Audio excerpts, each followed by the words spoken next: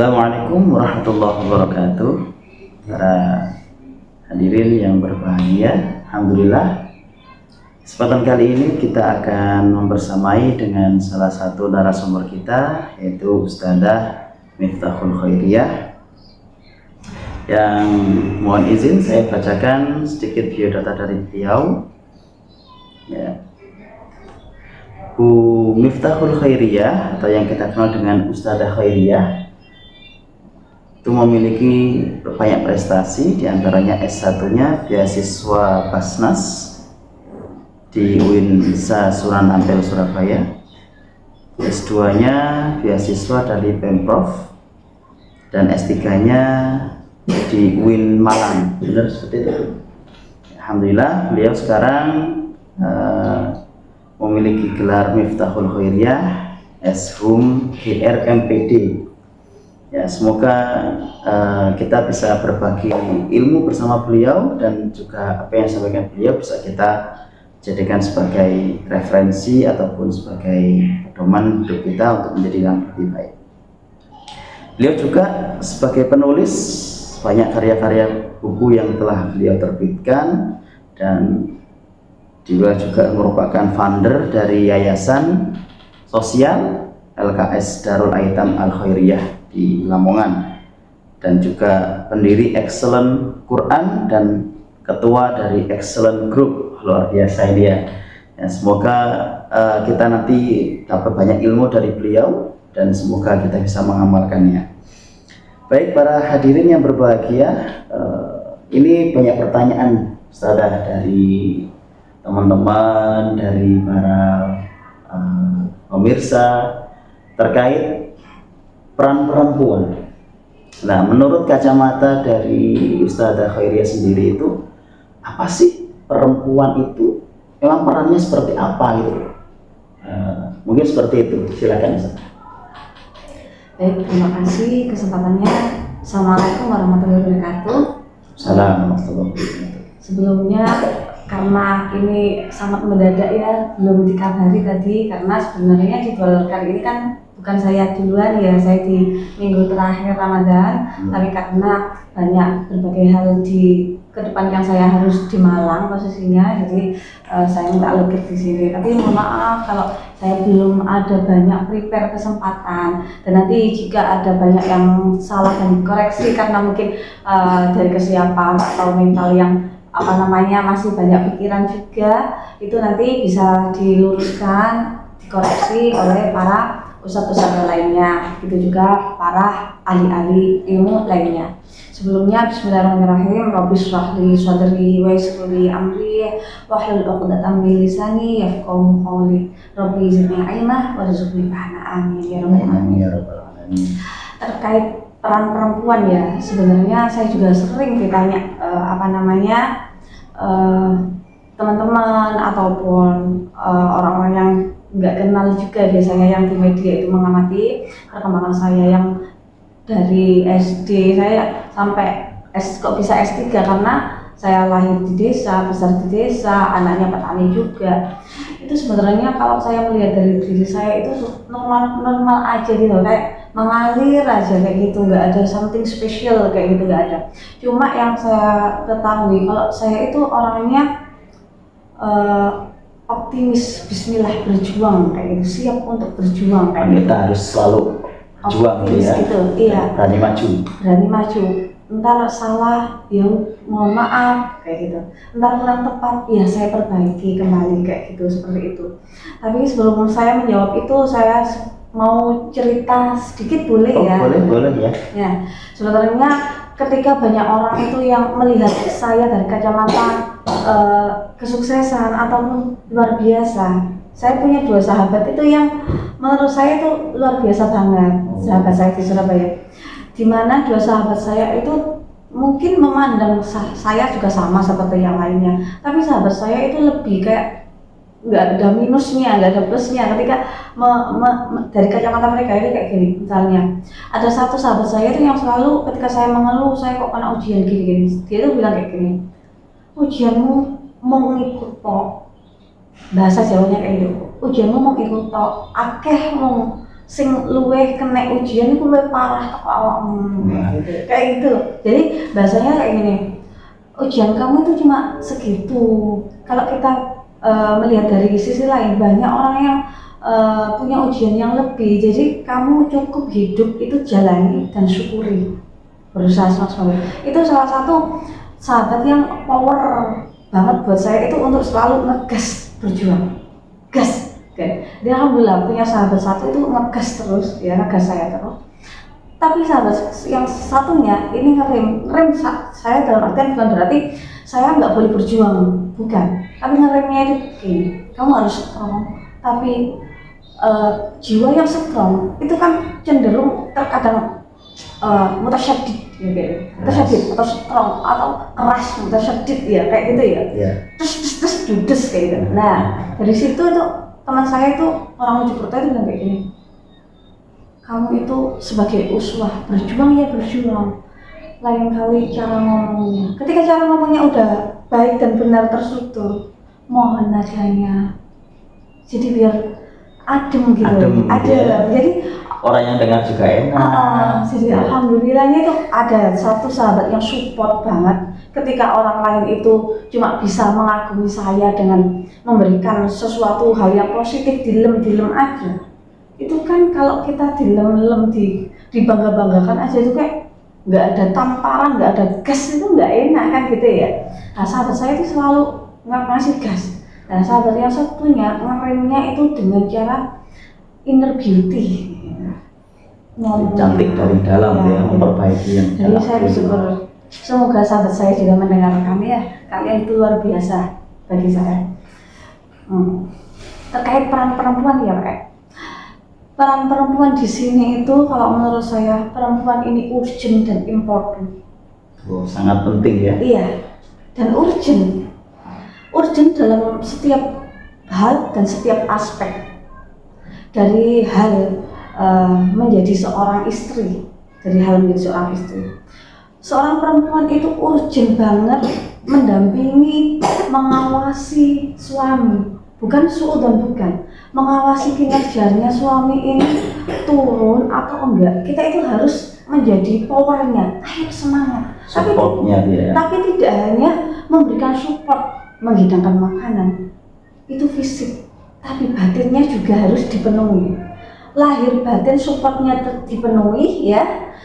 Terus perempuan itu menjadi hiasan yang luar biasa. Kalau kita berkaca sebagai istri Rasul, kita kombinasikan antara Sayyidah Khadijah dan Sayyidah Aisyah. Jadi kita harus berperan menjadi dua beliau itu, dua Sayyidah gitu.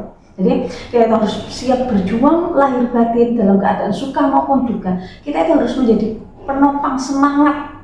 Ketika suami itu atau seorang imam itu loyo, kita harus semangat. Ketika seorang suami itu huzn, kita itu harus menjadikan dia itu farah, senang, dia happy kayak gitu. Itu peran istri. Dan dalam keadaan susah, ketika seorang istri itu diajak mulai dari nol, itu luar biasa banget, kerasa banget. Jadi kayak gini, alhamdulillah ya, kita berjuang dari nol, ada kesannya gitu.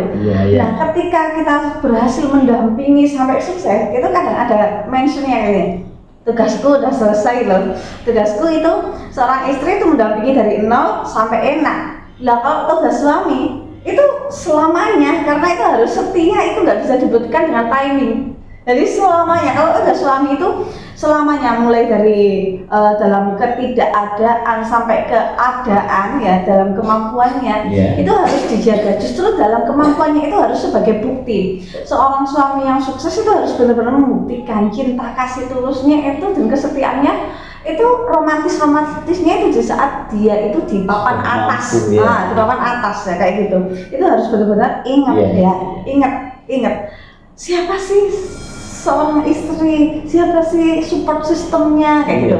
Dan yang paling penting ya, urgentnya itu adalah seorang istri itu menjadi jembatan surganya. Ketika seorang suami lupa dengan surganya, seorang istri itu harus mengingatkan, kamu itu harus bakti, karena seorang istri ataupun seorang perempuan itu harus punya mindset ya, jangan pernah menghalangi seorang suami untuk bakti kepada surganya. Nah itu yang sering terjadi, itu banyak laki-laki yang kadung cintanya sama istri, dan istri itu memanfaatkan momentum itu untuk kebahagiaan dirinya sendiri, tapi tanpa memperhatikan surga seorang suami. Itu harus, dan banyak seperti itu. Betul, tapi ada juga yang terlalu misalnya ya Pak ya, mementingkan surga suami, lupa dengan istri. Ya. Itu juga nggak boleh.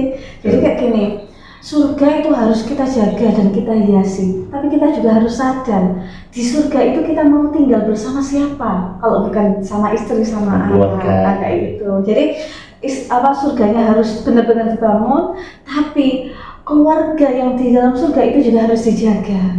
Jadi dua-duanya itu poin atau kuncinya itu ada di istri ya, di seorang perempuan gitu ya. Iya, betul. Kemudian peran perempuan ketika sudah punya anak ya, kan ada dua ini ya. Peran perempuan sebagai istri sama sebagai seorang ibu ya. Seorang ibu itu ya jangan minder dengan S berapapun, S1, SD, SMP, sampai S3, S teler, ya, S apapun itu ya. S degan ya, S degan, S teh, pakai seger ya bulan puasa ini ya nanti ya, S garbis. Nah, terus itu bukan pinter, itu bukan tolak ukurnya bukan S berapa, itu bukan. Karena seorang perempuan itu akan a build generation. Jadi when a teach man, just teach man, but when a teach a woman, you teach you a build generation. Jadi benar-benar membangun generasi. Ketika itu kita itu mendidik seorang perempuan atau membuat seorang perempuan itu pintar, itu kita itu membangun generasi. Makanya ya, saya tuh belajar dari beberapa aspek, dari buku, setiap hari itu belajar dari buku, kemudian dari Al-Quran, hadis, kitab-kitab agama, kemudian dari medsos. Saya juga nggak mau ketinggalan zaman dengan zaman yang seperti ini. Saya tuh harus bisa menjadi sahabat yang menyenangkan buat anak saya. Jadi dengan membangun generasi itu kita itu harus bisa menguasai beberapa aspek untuk bisa memastikan generasi yang kita bangun itu selamat. Itu kayaknya tema yang menarik juga itu nanti itu pembahasan bagaimana mendampingi anak terkait gadget itu. Betul. Kayaknya juga jadi topik yang menarik juga ya nanti dibahas. Jadi kita ajarkan anak itu dalam bermain gadget itu mungkin aplikasi yang mengembangkan otaknya, misalnya skill public speaking-nya, skill language-nya, skill tahfidnya, atau pola mengotak-atik permainan juga nggak apa-apa, puzzle itu biar otaknya itu terasah, itu juga boleh. Baik, luar biasa sekali kawan-kawan saudara semuanya yang sedang menyaksikan. Itu adalah salah satu ide ataupun pemaparan dari Ustazah Khairiyah bagaimana seorang perempuan itu ternyata memegang kunci terkait apa itu menjadi peran seorang istri, bagaimana dia itu tetap bisa bakti kepada suaminya, kepada orang tuanya sebagai surganya, tetapi tidak melupakan kewajiban seorang suami pada istrinya yang nanti akan meraih surga bersama keluarganya, dan juga sebagai peran sebagai ibu yang itu tugasnya adalah kata Ustazah Khairiyah, will generation, will you will a man, you teach man, you will a man, but if you will a woman, you will generation. Mungkin teach a woman, you teach you will generation. Mungkin kurang lebihnya seperti itu ya yang saya tangkap. Baik Ustazah, ada lagi pertanyaan yang kedua ini Ustazah. Sekarang ini momentumnya Ramadan ini Ustazah. Nah, mungkin ada pesan moral yang perlu disampaikan ini mumpung masih awal-awal Ramadan untuk kita semuanya yang ada di sini dan pemirsa yang biasa sekalian di sana. Apa pesan moral di bulan Ramadan ini Ustazah? Baik, pertanyaan kedua ini sangat keren sekali, apalagi di momen Ramadan ini ya. Selain puasa biasanya kita kan tadarus ya mungkin tadarus itu dalam satu bulan itu apa ya, menyadarkan kita terkait cinta dengan Al-Quran. Iya. Karena tanpa adanya Ramadan ini, kita itu lupa kalau Al-Quran itu adalah pedoman yang nyata dalam kehidupan sekarang Iya. dan kehidupan yang akan datang, yaitu akhirat yang kekal, kayak gitu ya. Jadi Al-Quran itu Masya Allah luar biasa banget. Kita itu harus mencintai Al-Quran. Bukti cinta kita Al-Quran itu ya, mohon maaf saya cuplik dari Gus Awis ya, Darul Ulum. Iya. Saya tuh belajar dari beliau, biar apa waktunya itu 24 jam itu terasa lebih dari 24 jam atau bisa 100 jam Per hari itu. per hari. Itu Keren. banyak mencintai Al-Quran dengan membaca Al-Quran. Bukti cinta kita itu. Jadi kita membaca Quran itu kayak jamnya lebih panjang gitu Ustaz. Lebih manfaat kayak gitu. Iya. Jadi kalau orang itu tanya sama saya, kok bisa sih dalam 1 tahun mencetak 5 buku? Padahal udah apa ya, aktivis sosial, kayak Iya. relawan sosial, juga ngajar nanti di kampus ataupun nanti kuliah dan lain sebagainya. Kok bisa? Terus ngurus anak dan lain sebagainya. Karena saya amalkan apa yang diberi apa ya, yang diajarkan beliau Gus Awis itu.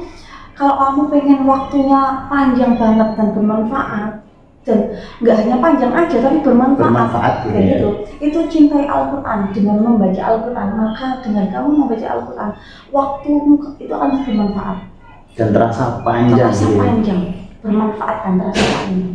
Itu mau diamalkan dan dibuktikan, insya Allah benar seperti itu, manfaat banget. Jadi Kamu bisa merasakan seperti itu. Gitu ya Ustaz, setahun bisa menghasilkan 5 karya buku itu dan merasa waktu itu kayak masih panjang terus itu gara-gara Panjang. baca Quran gitu ya. Al-Quran.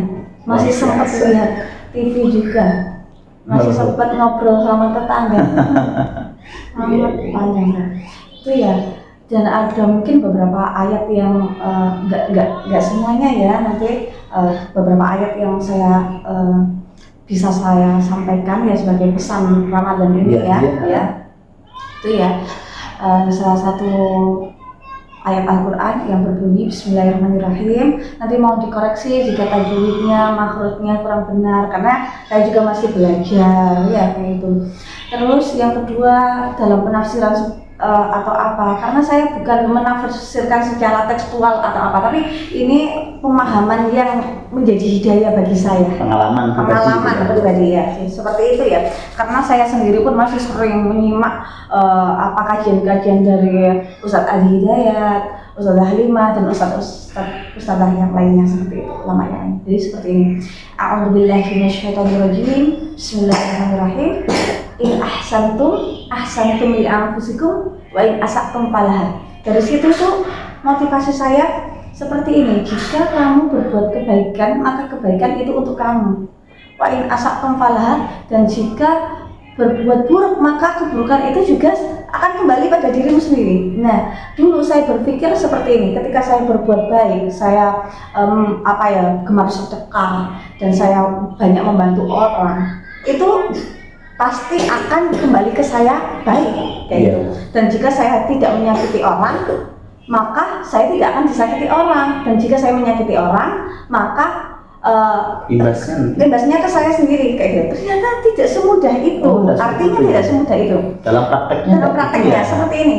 Saya misalnya merasa sudah berbuat baik, banyak sedekah kayak gitu.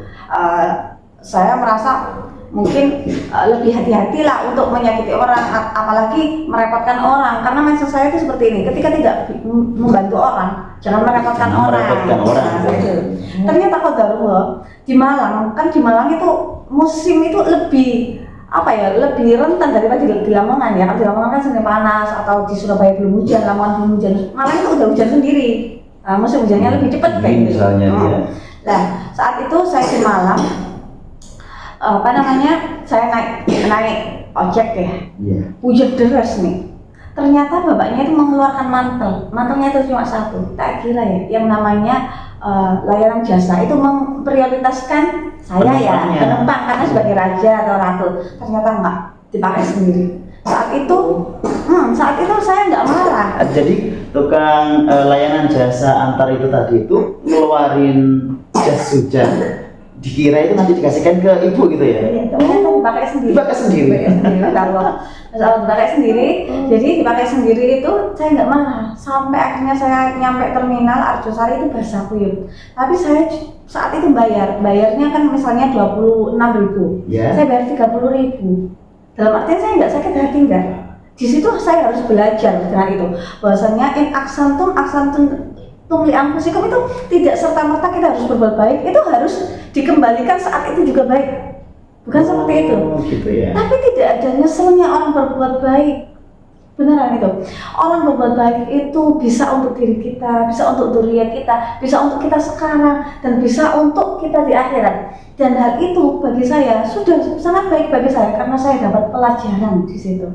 Jangan pernah menuntut Allah ketika kita itu sudah berbuat baik, Allah itu harus memberikan kita hal yang baik. Kayak maksa Allah itu ya, malah kita yang merintah Allah gitu ya. Iya, kayak gitu ya. Jadi jangan pernah merasa kamu itu sudah baik sehingga kamu layak untuk dijadikan ratu, dilayani dengan sebaik mungkin. Ya kayak gitu. Biar sadar kalau kita itu ada khilafnya gitu ya. Tapi wa in asaqtum falaha, tak kira itu ketika orang lain usil sama saya, gak baik sama saya udah diam. Itu udah baik. Dan saya tidak membalas mereka, tapi saya tuh ngebawa pikiran, marah dalam diri di rumah. Itu ternyata juga wa'in asaqtum, kategori wa'in asaqtum dalam artian gini. Saya tuh baru sadar ternyata wa'in asaqtum itu kan hal yang buruk ya, termasuk orang yang overthinking, terus orang yang suudzon, walaupun di dalam hati enggak diucapkan, orang yang pemikir banget, orang yang mudah marah, temperamen, itu juga wa'in asaqtum falaha. Termasuk keburukan ya. Termasuk keburukan yang merusak dirinya sendiri. Kak. Nanti orang yang overthinking, biasanya ujung-ujungnya kena lambung, asam lambung. Nah, ternyata wa'in asaqtum falaha itu nggak hanya kita itu berinteraksi dengan orang lain, kita menjaga hubungan dengan orang lain, wa'in asaqtum falaha, tapi menjaga hubungan dengan diri sendiri. Kita zalim sama diri sendiri, itu juga kita harus perlu disadari. Ya kayak itu. Sesuatu yang perilaku yang kategori madmumah itu juga wa'in asaqtum falaha, walaupun itu pada diri sendiri. Seperti itu. Walaupun itu terkait itu ya, memikirkan orang lain dan lain sebagainya, akhirnya kembali ke diri kita sendiri ya. Betul. Jadi ketika ada ikhtiar maksimal, sudah pasrahkan, insya Allah takdir Allah udah yang terbaik. Luar biasa. Luar biasa Ustazah, terima kasih sekali ya pencerahannya dari pengalaman beliau langsung terkait in ahsantum li anfusikum wa in asatum falaha. Kalau boleh tambah satu ayat lagi ya, silakan Ustazah. Satu ayat lagi itu biasanya ini Pak Ustadz ya, yang sering terjadi di semua kalangan, baik ini mahasiswa semuanya ya, terus ataupun pelajar ataupun kita semuanya. Biasanya ada kan gini ya, ada ayat la yukallifu nafsan illa wus'aha. Biasanya kan gini, kita itu selalu berpikir kita itu udah ayat Al-Qur'an nih, la yukallifu nafsan illa wus'aha. Allah itu nggak mungkin ngasih ujian di luar kemampuan kita. Kita diuji segini udah pasti mampu, batasannya sekian kayak gitu. Tapi pada kenyataannya, prakteknya ketika diuji, kita itu protes, ya Allah, kau udah nggak mampu, kenapa diuji segini kayak gitu. Padahal katanya Allah di Al-Quran itu la yukallifu nafsan illa wus'aha, di luar batas kemampuan itu nggak mungkin. Tapi kita harus evaluasi, yang menjadikan di luar batas kemampuan, yang menjadikan kita berat itu dari Allah apa ulah tangan kita sendiri. Bima kasabat aydina. Seperti ini misalnya nih mahasiswa, naudzubillah, banyak mahasiswa yang putus asa, frustasi, stres, di tugas akhir dan lain sebagainya ya, ataupun orang yang di rumah-rumah juga, ataupun orang yang hidup di lingkungan nyata itu biasanya ada yang pekerja juga yang di akhir tahun itu kerjaan numpuk, depresi dan lain sebagainya. Itu kayak gini. Sebenarnya karena dia itu menunda pekerjaan, yang menyebabkan pekerjaan itu numpuk, akhirnya tanggung jawab amanah itu numpuk. Semakin banyak amanah itu semakin banyak beban. Dan ketika di akhir sudah numpuk beban itu, stres, kesehatan menurun, akhirnya ngedrop sama atasan kita, itu dipaksa akhirnya turun jabatan, pekerjaan nggak sesuai progres atau target, reward nggak maksimal, kayak itu dapat teguran, punishment. Itu ya Allah, ini kok seperti ini, itu harus dievaluasi. Kalau itu adalah bima kasabat aidinas yang kita itu nggak tanggung jawab on time. Sering mengolor-olor ya, menunda-nunda. Iya, betul. Termasuk mengolor-olor sholat, itu juga ya sesuatu yang sepele, padahal udah adzan gitu. Seperti itu.